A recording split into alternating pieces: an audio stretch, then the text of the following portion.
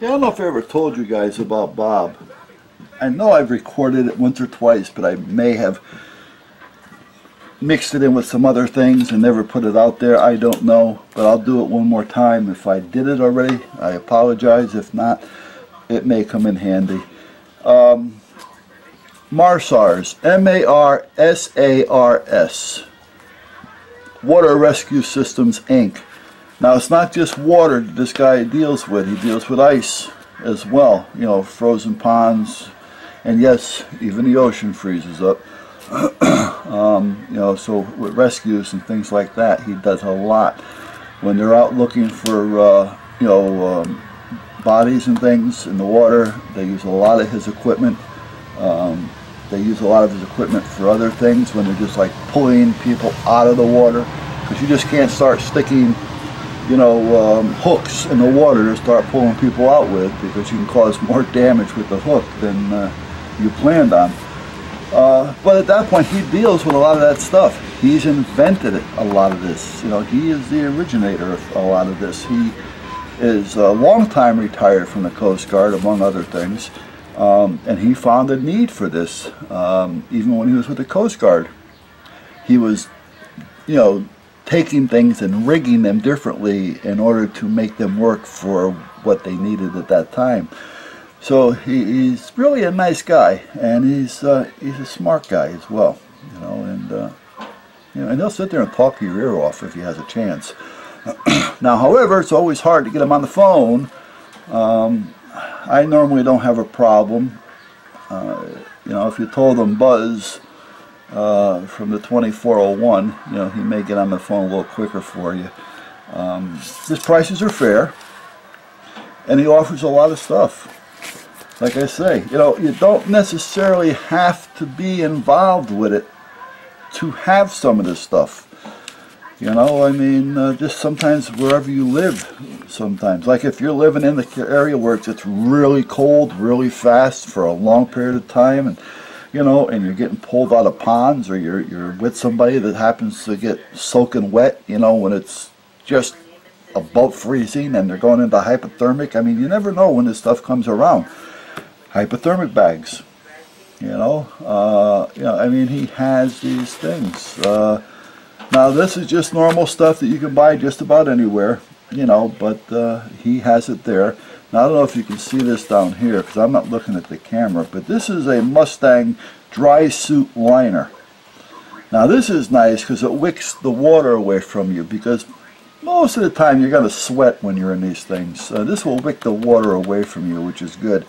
I'm actually going to order a couple more of these to have hanging around, because the ones that I did have are long gone. Actually, I gave a couple of them to my sons, because my sons at one time had a job where they were out in the wintertime. So they had a lot of, you know, they were out in the cold quite a bit, so I gave them to them, so I no longer have any. But I'm going to pick up a couple more. They had since got different jobs. But other than that, the Mustang suit. Now, I have one of these, but again, I was always on the water. The float coat, I have one of those. Mine are more orange than black, but they still have the reflective tape on them and such. And everything that I need on them is tethered to it, and the item is in the pocket. So every one of these is outfitted with a strobe, what we call pocket rockets, the little personal signaling devices, you know, little rockets, knife, you know, there's whistles, mirrors, you know, so every one of these is equipped. And I also have, naturally, a bunch of the vest. I don't know how many I have of those, but I have numbers, actually not that one. I have a number of these down here. I've got a couple of these over here. And I got a couple of the higher levels as well, but I have more of these. But mine have pockets up here as well, so I have a little bit more in mine as far as pockets go. I like it with the buckle and zipper. Mine have buckles and zippers. The zippers, you have to worry about, the zipper goes, you know, it's going to bust open on you, you know, but sometimes you need the zipper too. So mine have zippers and buckles, which makes it nice. It gives you that option to get in and out of it quick if you have to. With the buckles, You can always adjust the buckles to fit a bigger person if you need to. Where the zippers, you're kind of stuck with what you have. You do have adjustments on the side, you know. A lot of you guys may be familiar with this kind of stuff, some may not. Crazy 45 Cat, you know, I'm sure he's familiar with a lot of this stuff, you know, being a boat owner and such. But if you live up north where you do a lot of ice fishing or whatever, it wouldn't hurt to have one of these Mustangs, because if you're out there on the ice, first, you want to stay warm. It's going to keep you warm. Second, if you happen to fall into the ice, and where seconds count, this is going to give you more time for somebody to get to you. Plus, it'll make it a little bit easier for you to get out of there. And it doesn't hurt to put a screw in the ice, you know, 15 or 20 feet back, and have it tethered to you with a line. So if you have to pull yourself out, you can pull yourself out to a safe location off, you know, onto harder ice, closer to the shore. So there's nothing wrong with tethering yourself to somebody, you know, to something. You get yourself a screw, you know, one of those corkscrew hooks. You may even have them in here. You screw that thing into the ice, or if you're close enough to land and you got enough line, all right, or even paracord. You know, paracord is a little hard to get your hand on, but anything will work once you get it wrapped around your hand. But you get yourself something, you tether yourself to it. You go on the ice, help's not coming, you're too far out, there's nobody around. You got yourself your Mustang on, which is a flotation device, as well as a device to help keep you warm. And then you can pull yourself up onto shore or safer ice. Yeah, but Bob's developed all this. This is all his stuff that he's developed on his own. Yeah. But it doesn't hurt to have this stuff. This is another good vest. All right. You'll want to have you know, somewhat bright colors naturally. And there's a way of checking the size. Not one vest fits everybody. It has to be adjusted to them or bought for them. So you have to make sure you know how to adjust the vest. Alright, because having a vest on that's the wrong size, you might as well not have any on. People have, here's what happens.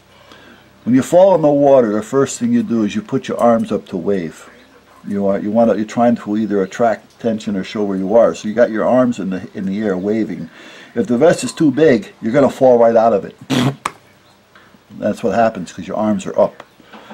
So you want to make sure, if you haven't got the bottom strap, which the larger ones don't, the ones for kids do, but if you haven't got the strap, you want to make sure that the vest is tight enough so that if you put your arms up over your head, your partner can't take the bottom of the vest and lift it off you. If it starts to lift off you, well then the vest is too loose. That's one way to figure out how it fits or shouldn't fit. But anyway, this is stuff that they use for towing. This is something you can use if you got to pull somebody in. It actually straps around you, so you can strap it on yourself and pull somebody in. You're not going to strap it to yourself if you're towing another boat, but you know. But there's a lot of stuff here that you can use, even if you're not involved. Like I say, a prepper. If you're a prepper, you never know where you're going to end up. So here's what I'm talking about. He's tethered, all right, but they tethered this to the line, and he's out there to help him. Right? So, and then naturally, you know, you got your ring and such. But if he was tethered himself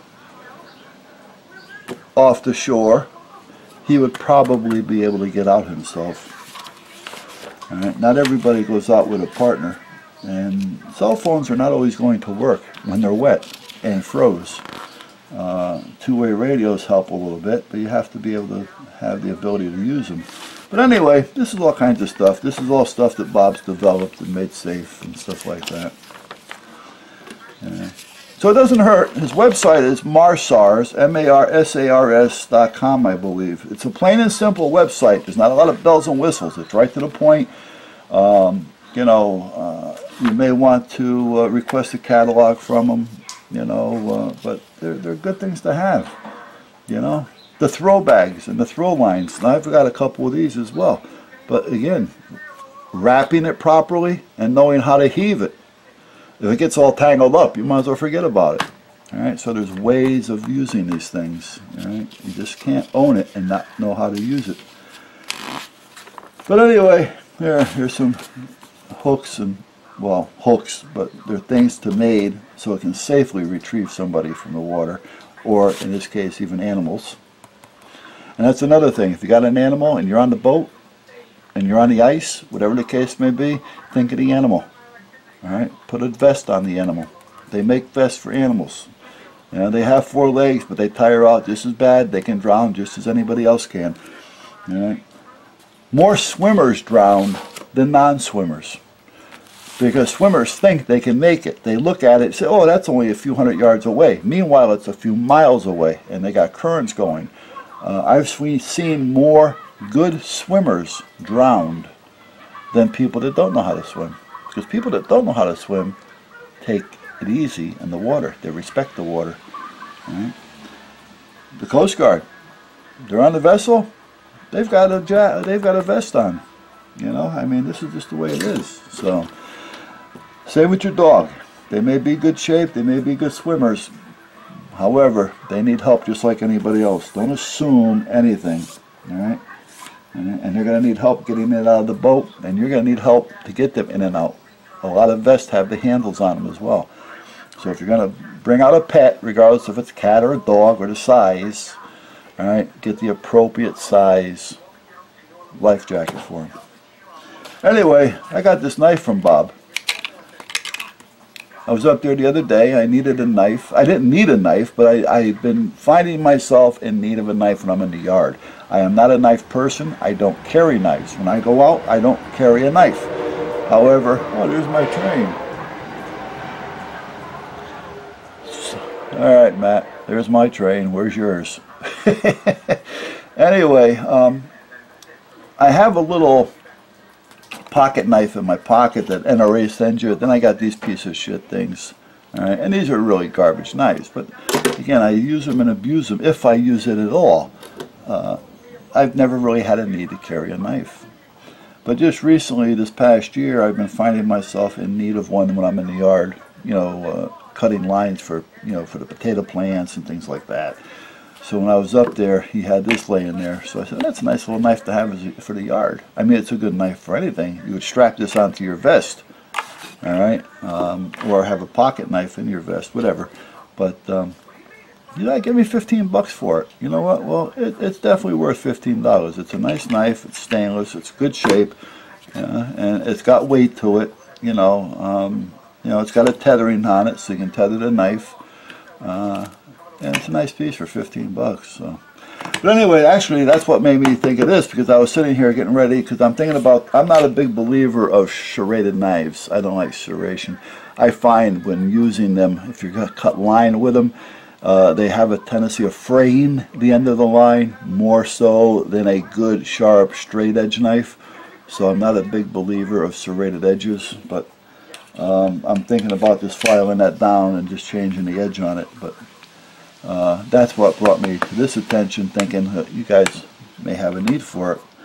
So, Bob, good guy. You may not always get him on the phone, but he's there for you.